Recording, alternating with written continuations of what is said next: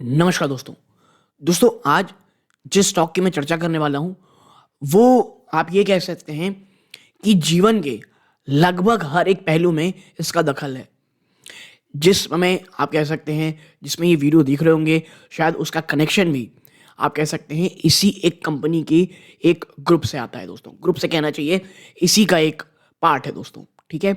आप ग्रोसरी में सामान लेने जाते होंगे, ग्रोसरी का सामान लेने जाते होंगे, तो भी इसी ग्रुप की किसी न किसी तरह 1 या 2 प्रोडक्ट आप ज़रूर लिए होंगे।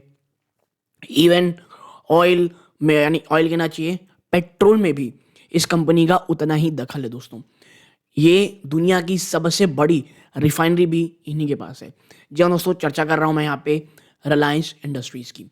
और आज रिलायंस इंडस्ट्रीज़ में चर्चा करने के पीछे का मकसद ये है दोस्तों, क्योंकि अगर आप मेरे पुराने व्यूअर्स हैं, मैंने रिलायंस इंडस्ट्रीज़ में हमेशा एक बात कही है, इस कंपनी में ना कोई भी गिरावट, कोई भी डिप सिर्फ और सिर्फ एक्यूमुलेशन का मौका होती है। और इस स्टॉक ने पिछले 3 सालों में कोई ऐसा रिटर्न नहीं दे दिया जिसको देख करके कोई बहुत ज़्यादा हम खुश हो जाएं। बट अगर आपके पास ये स्टॉक है और आप आज से आने वाले, आप कह सकते हैं, कहते हैं ना दोस्तों कि भैया कोई ऐसा स्टॉक बताओ जो 10 साल तक मैं रख सकूं, तो नो डाउट ये वो स्टॉक है जो लिटरली में आपके पास आने वाले 10 सालों तक भी आप रखेंगे तो एक काफ़ी अच्छी रिटर्न कमा सकते हैं। लेकिन क्या वाकई ये बात हकीकत है कि फ्यूचर में कंपनी अच्छा कर सकती है? करंट स्टेटस क्या है कंपनी के, तमाम जो इनके आर्म से जो बिजनेस कर रहे हैं उसके ऊपर, प्लस ओवरऑल जो वैल्यूएशन है। क्योंकि देखिए, एक जो चीज़ है जो अभी तक कोई चर्चा नहीं करता है, ग्रीन एनर्जी। और मुकेश अंबानी जी ने इनमें अपनी जो एनुअल रिपोर्ट है उसमें भी बात कही थी कि भैया ये जो ग्रीन एनर्जी है ना, ये इतना ज़्यादा पोटेंशियल रखती है कि जिस दिन इसके बिजनेस करना शुरू हुआ, चीज़ें ठीक से होनी शुरू हुई, टर्न आउट शुरू हुई, 5 से 7 साल लगेगा, ये जो तमाम इनके अन्य बिजनेस हैं उनको पीछे छोड़ देगा दोस्तों। और उसकी वैल्यूएशन अभी भी इस स्टॉक प्राइस में प्राइस इन नहीं हुई है दोस्तों, ये चीज़ याद रखिएगा। तो यहाँ पर जो वीडियो बनाने का मेरा मकसद है, क्योंकि देखिए आज जब मैं वीडियो रिकॉर्ड कर रहा हूँ, स्टॉक 2550 के भी ऊपर ट्रेड कर रहा है। और अब हमेशा की तरह वैसे ही दोस्तों, जब स्टॉक ऊपर चलने लगता है, हर एक निवेशक के दिमाग में आता है कि भैया क्या क्या अब ये खरीदारी का मौका है, क्या अब एक इसमें आप कह सकते हैं पोजीशन बनाई जा सकती है। और मैं अक्सर ये कहता हूँ दोस्तों कि ट्रेड कर रहे हैं तो सो इट्स ओके, आप बिल्कुल बना सकते हैं, स्टॉप लॉस लगाएं। लेकिन अगर आपका विजन लंबे समय का है तो आपको स्टॉक को 2200, 2300, और इवन मैं आपको बता दूं कि जब ये बहुत नीचे स्ट्रगल कर रहा था, उससे अच्छा समय तो था ही नहीं स्टॉक में एक्यूमुलेट करना, स्टॉक में खरीदारी करने का। और ये जो स्टॉक है ना, ये आपके कॉफी कैन पोर्टफोलियो के स्टॉक हैं। ये वो स्टॉक नहीं जो आप खरीदे 3-4 गुना हो गया, नहीं। यहाँ से बहुत बहुत ज़्यादा पोटेंशियल है दोस्तों। हर एक बिजनेस के ऊपर डीप एनालिसिस करेंगे। अगर आप स्टॉक में निवेशित हैं या निवेश की सोच रहे हैं, ये वीडियो आपके बहुत काम आएगा। पहले बताऊं दोस्तों, कोई भी बाइंग और सेलिंग रिकमेंडेशन नहीं है। यहाँ पर हम जो भी चर्चा करने वाले हैं दोस्तों, वो सिर्फ जो भी चीज़ आइडिया पब्लिक फर्म में अवेलेबल है वो आपके सामने लेके आया हूँ। हर एक बिजनेस का जो डेटा है, हर एक बिजनेस के ऊपर क्या प्रोन्स है, क्या आगे बढ़ रही चीज़ें, और ग्रीन एनर्जी को लेकर क्या बात चल रही है, तो ये तमाम चीज़ों पे इस एक वीडियो में हम चर्चा करने वाले हैं दोस्तों, ठीक है? सो वीडियो शायद थोड़ी लंबी हो सकती है दोस्तों, लेकिन as a long term investor मुझे लगता है ये वीडियो आपको ज़रूर पूरी देखनी चाहिए। क्योंकि अगर आप रिलायंस में निवेशित हैं या निवेश की सोच रहे होंगे ना दोस्तों, हर एक डाउट इस एक वीडियो में क्लियर हो जाएगा, ऐसा मुझे लगता है। आपका कोई अन्य सुझाव हो कमेंट बॉक्स में बताइएगा, ठीक है? तो अब सीधा वीडियो के सेकंड पार्ट में चलते हैं दोस्तों। तो गाइस, सबसे पहले चलते हैं यहाँ पे रिलायंस इंडस्ट्रीज के इंपॉर्टेंट पॉइंट्स की तरफ इन्वेस्टर्स के। देखिए, अब क्या है, Q2 के नंबर सब आप कह सकते हैं दिसंबर क्वार्टर के नंबर आने वाले होंगे।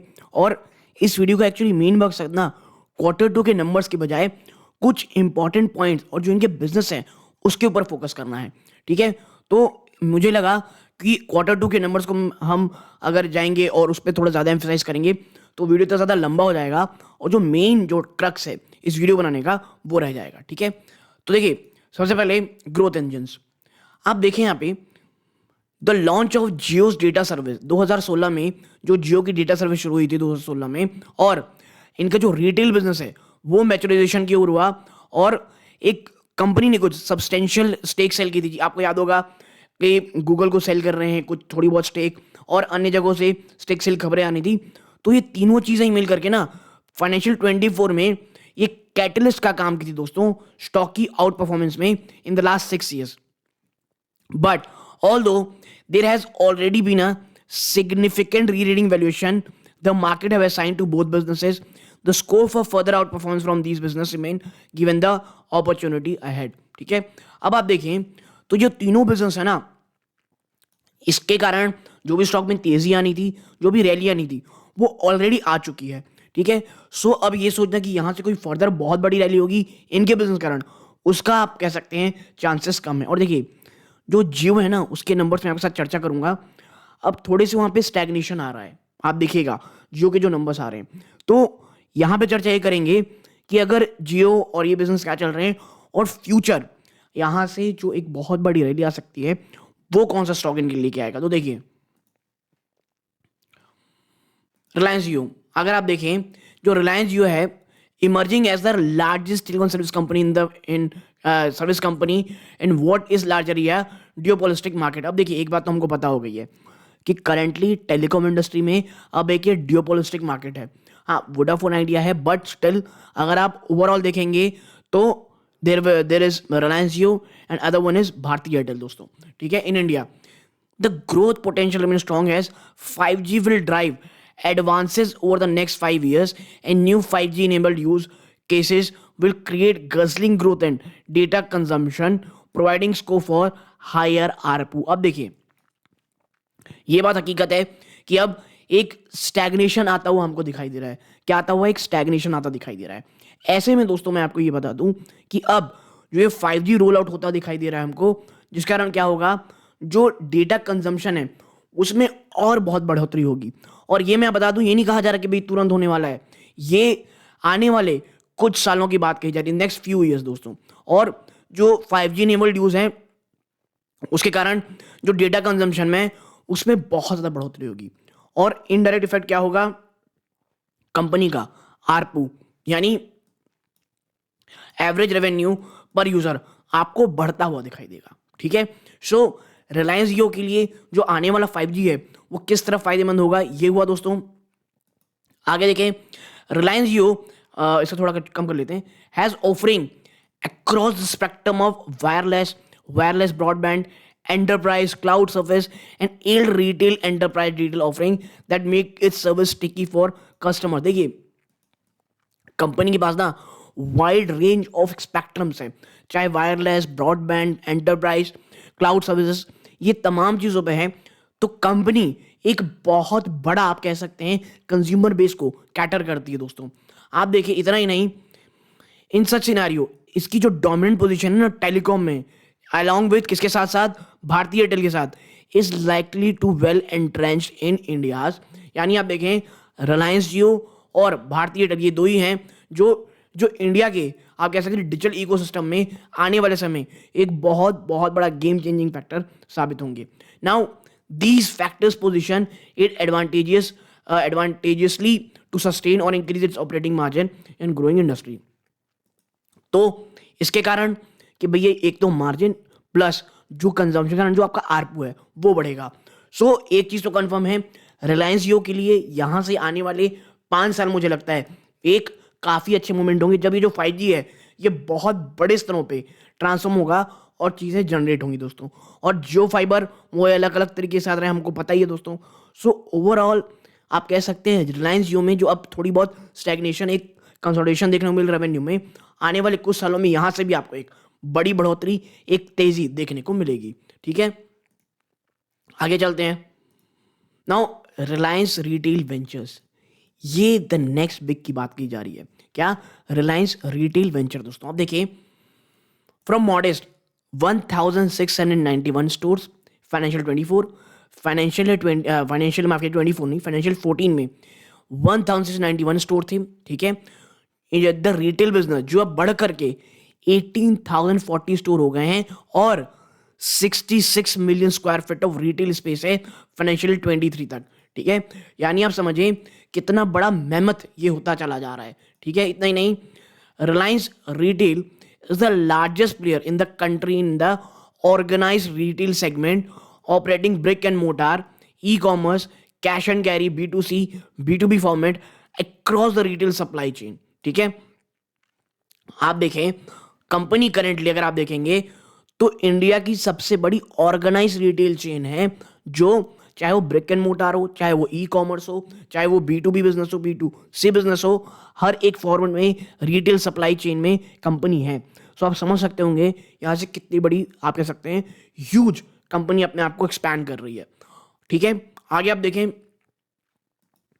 with a low 3% market share, there is scope for huge expansion from the combination of market share gains and or in a high growth market where the consumption theme is picking steam driven by growth in per capita income. देखिए भारत की per capita income लगातार बढ़ती चली जा रही है और currently 3% का मार्केट शेयर कंपनी रखती है. तो आप समझ सकते होंगे कितना ज़्यादा ह्यूज पोटेंशियल है कंपनी का. ठीक है, एग्जाम्पल के तौर पे देखें हम तो आप देखें यहाँ पे जो यूएस का ऑर्गेनाइज रिटेल जाइंट है वॉलमार्ट, ये has a little over 10% share of the retail industry. आप समझ रहे हैं बात को. वॉलमार्ट जो आपको पता होगा यूएस में कितना मेहमत है, यानी वो कितनी बड़ी एक चीज़ है दोस्तों, और वो तब हुई है जब मात्र 10% मार्केट शेयर उसका. रिलायंस रिटेल का आज सिर्फ 3% है और जिस तरह से पर कैपिटा इनकम बढ़ रही है आप समझ सकते होंगे कितना बड़ा पोटेंशियल है in terms of revenue, in terms of आप कह सकते हैं आने वाले समय में एक ये कह सकते हैं हम कि एक मार्केट लीडर बनने का. ठीक है, इस सेक्टर में आप देखें इन रिसेंट ईयर जो रिलायंस रिटेल का बिजनेस है इसने विटनेस किया है सॉलिड ग्रोथ फाइनेंशियल 2024 तक रेवेन्यू में और एबिटा सीएजर ऑफ 38% कहाँ आप कह सकते हैं रेवेन्यू ग्रोथ में 2021-23 में और EBITDA CAGR of 50% respectively fuelled by a combination of store additions, acquisitions. कितने $1.2 बिलियन के एक्विजिशंस हुए हैं, लगातार स्टोर एडिशन चल रही हैं और इसके जो डिजिटल मॉडल यानी फिजिकल भी रहेंगे और डिजिटल भी रहेंगे विद एक्विजिशन सच एज क्या क्या आपको पता होगा भाई साहब. नेटमेट्स थी रिलायंस ने खरीद लिया है. ठीक है, रिलायंस रिटेल ने. तो आप देखें नेटमेट्स हो गया, Clovia being digital brands beside apparel, grocery and electronics. The company through acquisitions has gain a foothold in newer segment such as pharmacy में आप कह सकते हैं नेटमेट्स है, फैशन में जीवामी और अन्य हैं. तो देखिए ब्रांड्स की बजाय अगर हम जाएं तो आपको ये चीज़ पता चल रही होगी कंपनी भूखी है दोस्तों. जी हाँ, अगर बहुत ही आम भाषा में, अगर हम बहुत ही सिंपल लैंग्वेज में बात करें तो कंपनी बहुत ज़्यादा भूखी है, चाहे वो मार्केट शेयर गेन में हो, चाहे एक्सपेंशन मोड में हो, चाहे आप कह सकते हैं एक ओवरऑल एक इकोसिस्टम बनाने का. देखिए रिलायंस का सिंपल फंडा है, उसे एक पूरा इकोसिस्टम बनाना है आने वाले सालों में, जिसके लिए वो आगे काम कर रही है. ठीक है, और क्लोविया हो गए D2C में दोस्तों direct to consumer Urban Ladder which will drive growth in medium term with dominance in digital and retail ecosystem and scope to enhance synergies across this. देखिए चाहे डिजिटल हो, रिटेल इकोसिस्टम में हो, कंपनी के डोमिनेंस है, इस दोनों की सिनर्जी को एक साथ ताकत बढ़ा करके अब आगे बढ़ेंगे तो ये Reliance strategically position to garner good share of consumer spending over next decades with its consumer facing business. देखिए इसीलिए ये जो चीज़ें हैं, जिस प्रकार की इनकी चीज़ें हैं, इसीलिए कहा जा रहा है अगर किसी का भी विजन आने वाले 10 सालों में है. ठीक है, मैं ये नहीं कहता कि भैया गारंटी होनी चाहिए, बाजार में कुछ भी गारंटी नहीं होती, कुछ चीज़ इधर उधर हुई, क्योंकि देखिए ये एक हाई रिस्क चीज़ भी है, लगातार इतनी इन्वेस्टमेंट हो रही है, लगातार आगे बढ़ जा रही है चीज़ों में. ऐसे में कंपनी दोस्तों जो रिलायंस है उसकी जो बिजनेस है एक पूरा इकोसिस्टम बनाने का है. अगर इस इकोसिस्टम मुझे लगता है अगर वो 100% भी नहीं 50-60% सक्सेसफुल होते हैं तो एक काफ़ी डिसेंट रिटर्न ये कंपनी आपको आने वाले समय देने तैयार रहेगी. ठीक है, अब इनका सबसे बड़ा बिजनेस जो आज भी है, जी हाँ, क्या, ऑयल टू केमिकल बिजनेस. देखिए रिलायंस का जो ट्रेडिशनल बिजनेस रहा है ऑयल टू केमिकल और एक्सप्लोरेशन बिजनेस, वो अभी भी 40 से 50% इनकी ओवरऑल कंसोलिडेटेड एबिटा को शो करता है. ठीक है, तो हम भले ही आज इधर उधर चले जाएं लेकिन एक चीज़ नहीं भूलनी चाहिए कि जो रिलायंस इंडस्ट्री है उस कंपनी का आज भी जो बहुत बड़ा हिस्सा है वो उसी धंधे से आता है. किससे? ऑयल टू केमिकल में. ठीक है, आप देखें spanning expansive refining and petrochemical business, the O2C business performance can be volatile depending on trends in crude oil prices and refining margin. देखिए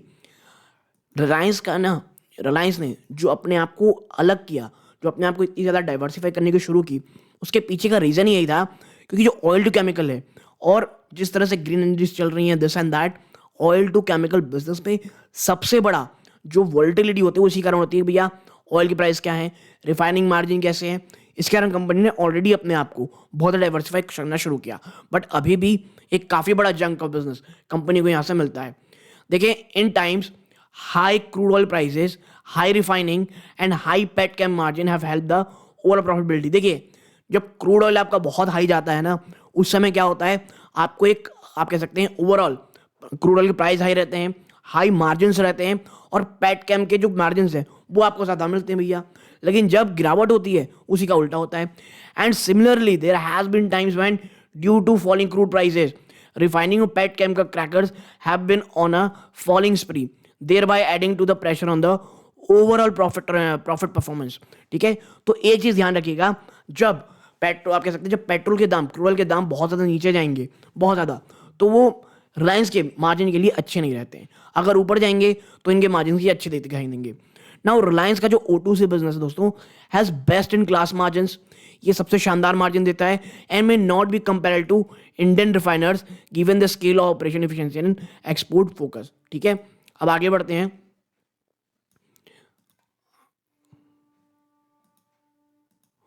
Overall, while it remains a significant part of company's business, it will not get the same high valuations RIL's consumer facing business। अब एक चीज समझिए, भले ही ये 45 to 50% का आपको धंधा दे रहा है, आपके रेवेन्यू में कंट्रीब्यूट कर रहा है, एबिटा में, ठीक है, बट प्रॉब्लम यह है कि अब इसे उस प्रकार की वैल्यूएशन नहीं मिलने वाली जो आपकी कंज्यूमर फेसिंग बिजनेस को मिलेगी। And now based on the value assign to this segment by analyst, it overall contribution to RIL's valuation has not much changed from around the $75 billion it was estimated to be the value when stake sale talk with Saudi Aramco were going on 2019। यानी 2019 में जो आप कह सकते हैं stake sale की बात कही गई थी, वहां से अब तक कोई बहुत बड़ा वैल्यूएशन चेंज हुआ हो ऐसा नहीं है। Now scope for an increase in value in medium term can rise from companies expansion in the petrochemical business. हाँ, अगर कंपनी आने वाले समय पेट्रोकेमिकल बिजनेस को और ज़्यादा बढ़ाती है तो शायद आप देखेंगे कि भाई साहब वैल्यूएशन बढ़ता दिखाई दे रहा है, बट तब तक दोस्तों इनका जो एक्सप्लोरेशन बिजनेस है is small related to overall size of Reliance and analyst estimate for its value account for less than 10% of overall Reliance value. ठीक है, सो जो इनका एक्सप्लोरेशन बिजनेस है वो ऑलरेडी बहुत छोटा है। ठीक है, अब आगे बढ़ते हैं द नेक्स्ट बिग थिंग। आप देखें हिस्टोरिकली कोई बिजनेस में अगर रिलायंस जाती है तो आपको पता होगा वो one of the largest player बन के उभरती है, और इतना ही नहीं अपने शेयर होल्डर्स के लिए वो हमेशा बहुत ज़्यादा वेल्थ बना के रखती है, और इसीलिए रिलायंस को बहुत अच्छा कहा जाता है क्योंकि इसने अपने निवेशकों को अक्सर बहुत बहुत पैसे बना के दिए हैं। ठीक है, और इसी कड़ी में रिलायंस ने एक नई कह सकते हैं बिजनेस आइडेंटिफाई किया है, ग्रीन एनर्जी। ठीक है, क्योंकि आने वाले समय जो नेक्स्ट ग्रोथ अपॉर्चुनिटी है वो भाई साहब वही है, as the world moves away from conventional fossil fuel based energy. ठीक है, फॉसिल फ्यूल बेस्ड एनर्जी से हम दूर जा रहे हैं, तो नेक्स्ट चीज़ क्या होगी, ग्रीन एनर्जी, और एक क्लीनर और सस्टेनेबल एनर्जी सोर्स के थ्रू हम जा रहे हैं। और कंपनी ने इसी चीज़ को कैपिटलाइज करने की बात कही है क्योंकि एक ह्यूज डिमांड पोटेंशियल है रिन्यूएबल पावर में, एंटिसिपेट किया जा रहा है आने वाले कुछ 10 सालों में। और देखिए सिर्फ 10 साल की बात नहीं है, ग्रीन एनर्जी में इतना पोटेंशियल है कि आने वाले डेकेड्स के लिए ये बिजनेस में बहुत बहुत ज़्यादा पोटेंशियल है। तो शायद जो आपको ऑयल टू केमिकल बिजनेस में कमी देखने को मिलेगी, उसका जो कंपनसेशन है वो आपको ग्रीन एनर्जी बिजनेस पे ऊपर जाते हुए दिखाई देगी। ठीक है, इतना ही नहीं, कंपनी ने आपको पता होगा, इसके बारे में हम पहले भी चर्चा कर चुके हैं कि लगभग 75,000 करोड़ रुपए का इन्वेस्टमेंट की बात कही है building a comprehensive green energy and green material ecosystem. और इनकी जो जामनगर है दोस्तों, जामनगर, ये बिल्ड कर रहे हैं अ ग्रीन एनर्जी कॉम्प्लेक्स जो 5,000 एकड़ लैंड में फैला होगा, which according the company will among the largest integrated renewable energy manufacturing facility globally. यानी जामनगर में आपको पता है 5,000 एकड़ की एक जमीन दी जा रही है भाई साहब, जहां पर जो रिलायंस के हिसाब से वर्ल्ड की one of the biggest, one of the largest green energy manufacturing facility रहेगी। और ये कितना कॉस्ट करेगी? दिस विल कॉस्ट, आप कह सकते हैं 60,000 करोड़, जबकि जो बैलेंस 15,000 करोड़ है ये इन्वेस्ट किया जाएगा पार्टनरशिप में, बिल्डिंग फ्यूचर टेक्नोलॉजीज में और वैल्यू चेन्स में, ताकि able to build an integrated energy ecosystem. The company has already made several investment in companies that are working on green energy. ठीक है, तो आपको समझ में आया गया होगा कि जो 75,000 करोड़ की बात कही जा रही है, 60,000 करोड़ के आसपास आपको जो 5,000 एकड़ की लैंड बना रहे हैं, उसमें 15,000 करोड़ उस बिजनेस को आगे एक्सपैंड करने के लिए। ठीक है, आप देखते हैं कैसे टेक्नोलॉजीज कौन कौन सी, बैटरी टेक्नोलॉजीज हो गई, सोलर सेल्स पैनल्स हो गए, क्लीन मोबिलिटी सॉल्यूशन हो गए, सॉफ्टवेयर टूल्स हो गए for solar energy etcetera. While it's up in the air as to whether green energy investments will reap the same dividends as RILs, telecom and retail foray. The good thing for investors is that the market is hardly assigning any value to the business at current level.